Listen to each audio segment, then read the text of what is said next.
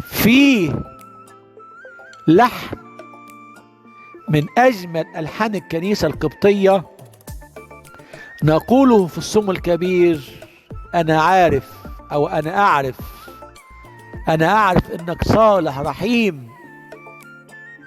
الله، يا بخت الإنسان اللي عارف. لا تفكر كثيرا في السقطة، لا تدع عدو الخير يأخذ منك اللقطة، ولكن انتهز الفرصة وخذ الجائزة الكبرى. أحضان مفتوحة، ركض ووقع على عنقه وقبله. يا لجمال الكنيسة المقدسة، يا لجمالك يا أمي حينما تشجعيني، وحينما تحني علي.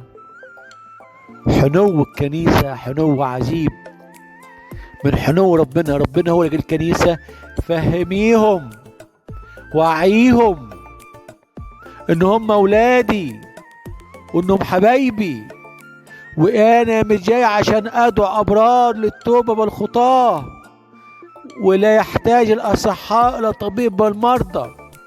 الصوم ده صوم الخطاة التائبين، ده مش بس صوم القديسين السواح النساك العباد، ده بالاولى وبالاكثر صوم الضعفاء وساقطين والرازحين تحت نيل الخطية والإثم. ده صوم اليائسين والبائسين والحزانة متضايقين. ده صوم الفاقدين الرجاء وفاقدين الأمل. من الموت أفديهم، من الهالكة من الهاوية أخلصهم. لأنه هكذا أحب الله العالم وبذل ابنه الوحيد